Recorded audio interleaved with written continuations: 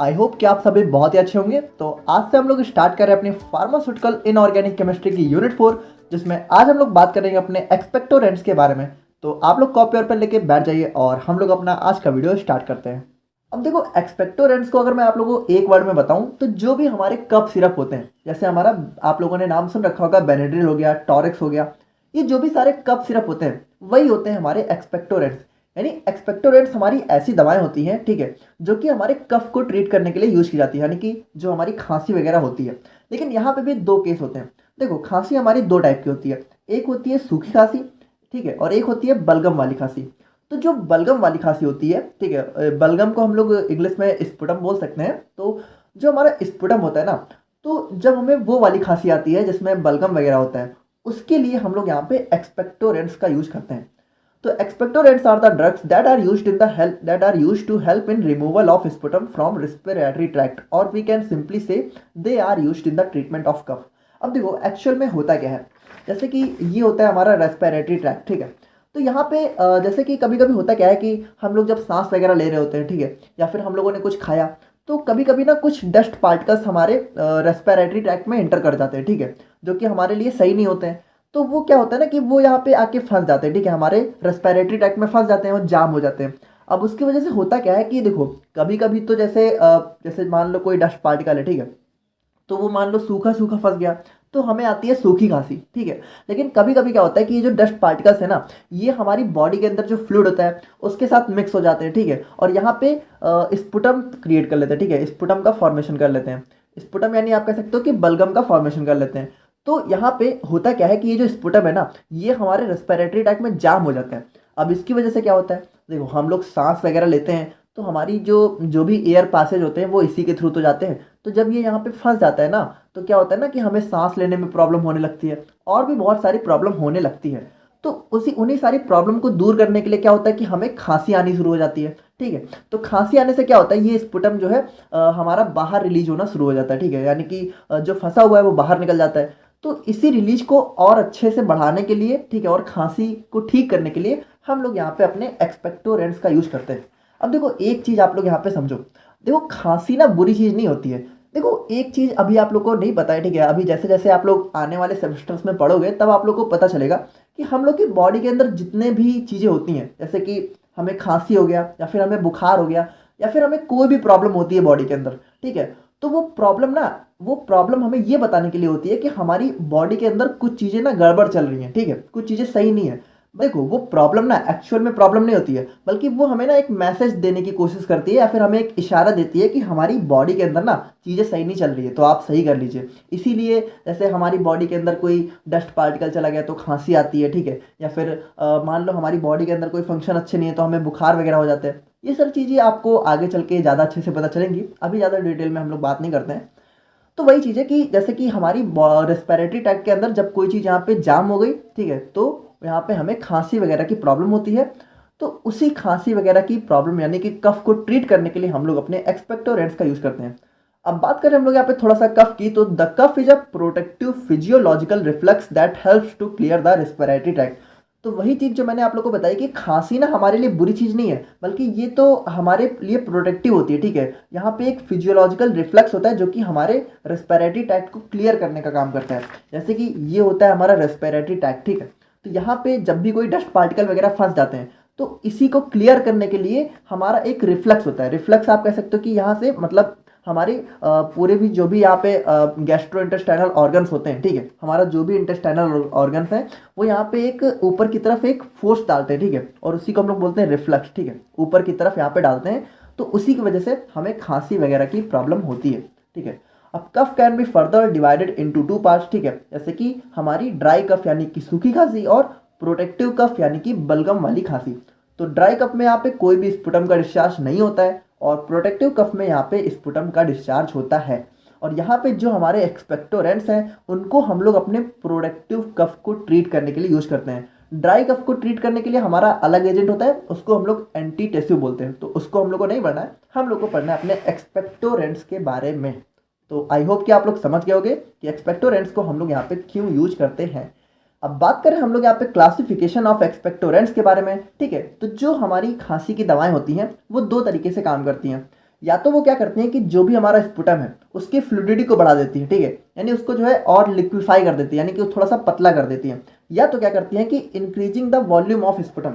अब यहाँ पे थोड़ा समझना, जैसे कि ये मान लो हमारा स्पुटम है, बलगम है, ठीक है, तो यहाँ पे देखो जब तक ये थोड़ा सा गाढ़ा है, ठीक है, विस्कस है, तब तक क्या होगा, ये फंसा रहेगा, आसानी से बाहर नहीं निकलेगा।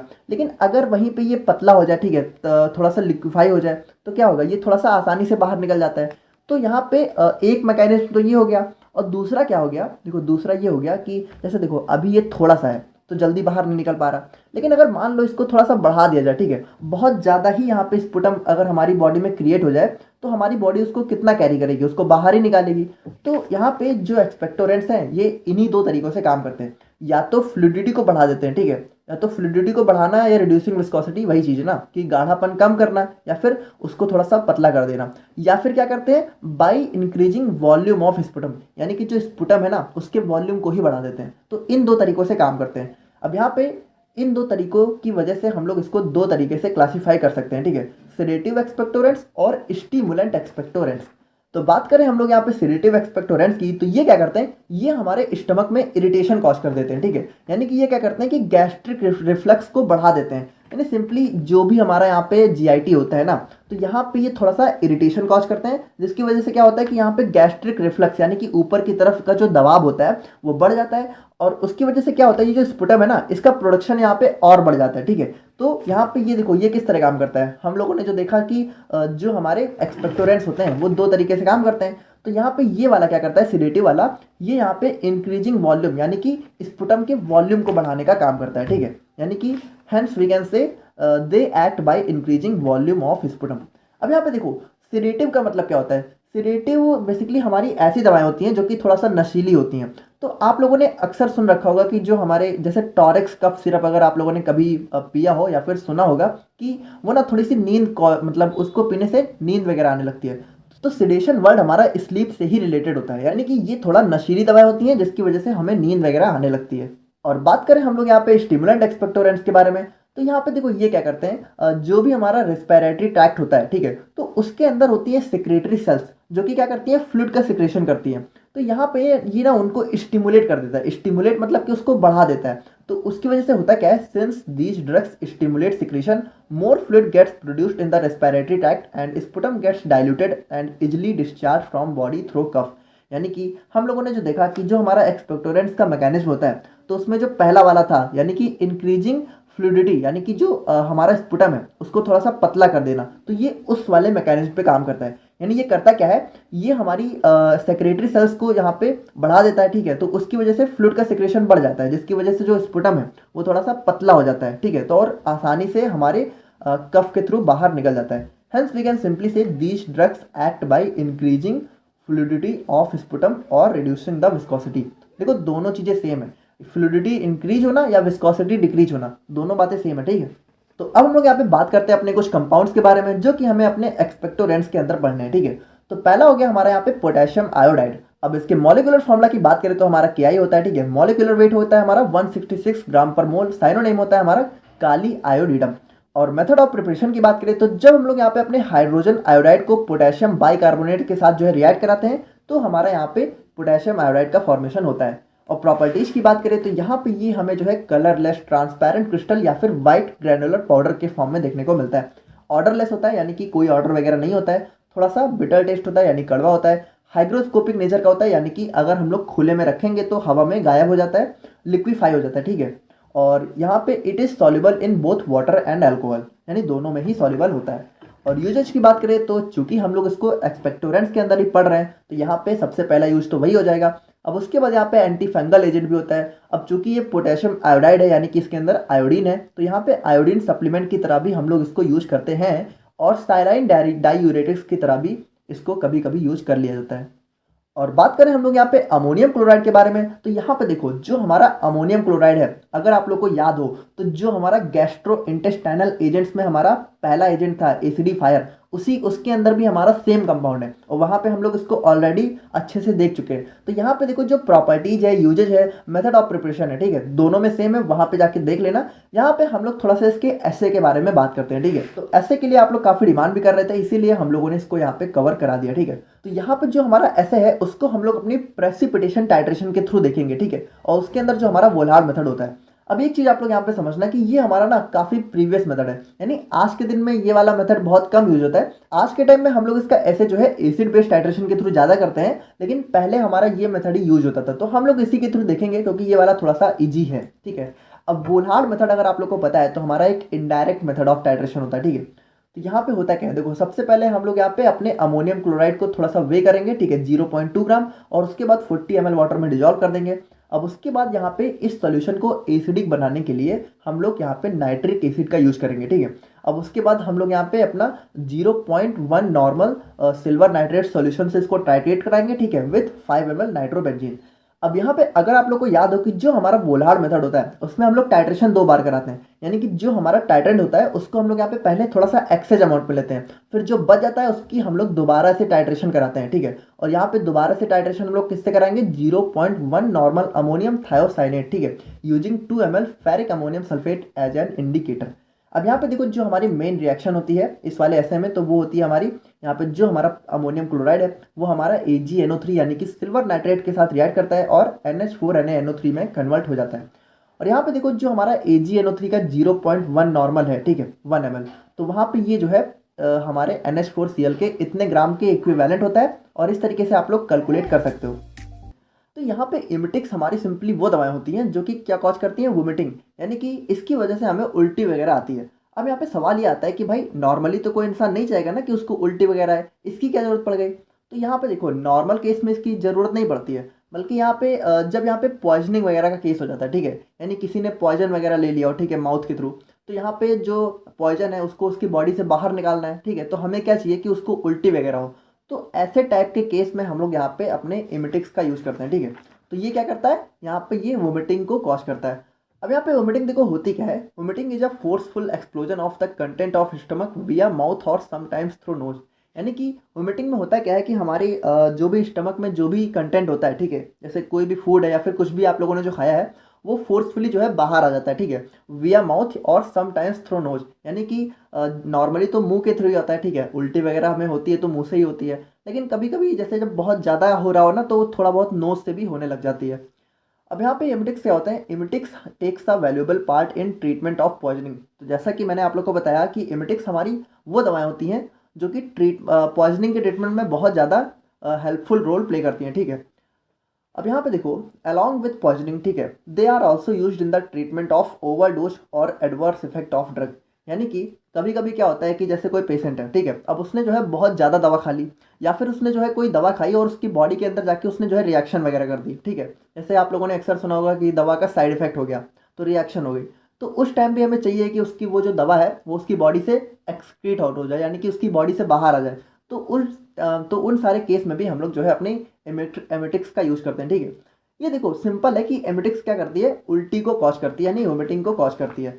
यहाँ पे emetics sometimes are also added to cough preparations in low doses to stimulate flow of respiratory tract secretions, ठीक है। यानी कि एमिटिक्स को कभी कभी हम लोग अपने कफ सिरप यानी कि एक्सपेक्टोरेंट्स की तरह भी यूज़ करते हैं, लेकिन बहुत कम, ठीक है, क्योंकि यहाँ पे ये करता क्या है, यहाँ पे देखो ये हमारी जो रेस्पिरेटरी ट्रैक्ट होता है ना उसमें जो है एक ऊपर की तरफ रिफ्लेक्स ही मारता है, ठीक है, यानी इसकी वजह से होता क्या है, हमारी जो भी हमारा रेस्पिरेटरी ट्रैक्ट है तो उसके अंदर से जो भी कंटेंट होता है वो माउथ के थ्रू बाहर आ जाता है। तो कफ में भी यहाँ पे जो भी हमारा स्पुटम होता है, ठीक है, तो हमें चाहिए होता है कि वो हमारी बॉडी से बाहर आ जाए, इसलिए कभी कभी हम लोग यहाँ पे एमिटिक्स को भी एज अ एक्सपेक्टोरेंट्स यूज करते हैं। अब यहाँ पे देखो vomiting is an involuntary process. यहाँ पे देखो इस चीज़ को थोड़ा समझना कि जो उल्टी है ना वो एक इनवॉलंटरी प्रोसेस है, यानी उस पर हमारा कंट्रोल नहीं है, यानी ऐसा नहीं है कि हम लोग जब चाहे तब वोमिट हो जाए, हमें ऐसा नहीं होता है, ठीक है, जब उसको होना होता है तब होती है। अब यहाँ पे देखो ये होती कैसे है, इस चीज़ को आपको समझना होगा, तभी आप समझ पाओगे कि यहाँ पे ये जो इमिटिक्स है ये काम कैसे करता है। देखो हम लोग बहुत डीप में नहीं जाएंगे क्योंकि ये हमारे फार्माकोलॉजी का टॉपिक है जिसको आप लोग को आने वाले सेमेस्टर्स में पढ़ना है। हम लोग यहाँ पे शॉर्टली समझते हैं। जैसे कि देखो जो हमारा बॉडी होती है तो जो हमारा ब्रेन होता है ना, तो ब्रेन के पास हमारा होता है एक सेंटर जिसको हम लोग बोलते हैं वोमिटिंग सेंटर, ठीक है, वोमिटिंग सेंटर। और यहाँ पे इसके पास में होता है हमारा मेडुला ऑब्लोंगाटा, ठीक है, मतलब इसी के अंदर हमारा ये वाला सेंटर होता है बेसिकली, ठीक है। तो यहाँ पे इस वोमिटिंग सेंटर के पास में प्रेजेंट होते हैं हमारे कीमो रिसेप्टर ट्रिगर्ड जोन, ठीक है। तो यहाँ पे होता क्या है कि जब ये कीमो रिसेप्टर ट्रिगर्ड जोन यानी कि CTZ इसको हम लोग बोलते हैं, जब ये यहाँ पे एक्टिवेट होता है तो ये क्या करता है, इस वोमिटिंग सेंटर को स्टिमुलेट कर देता है। स्टिमुलेट मतलब आप कह सकते हो कि उसको थोड़ा सा जागृत कर देता है, ठीक है, एक्टिवेट कर देता है। और होता क्या है, जब ये वोमिटिंग सेंटर यहाँ पे स्टिमुलेट होता है यानी कि एक्टिवेट होता है तो हमें जो है उल्टी वगैरह जो है देखने को मिल जाती है, ठीक है। तो यहाँ पे कुल मिलाकर आप कह सकते हो कि हमारे ब्रेन के अंदर जो वोमिटिंग सेंटर होता है या फिर मेडुला ऑब्लोंगाटा होता है, उसी के अंदर यहाँ पे हमारी वोमिटिंग का सारा मैकेनिज्म होता है। तो यहाँ पे ये जो हमारी हेमेटिक्स है ये दो तरीके से काम करती है, ठीक है।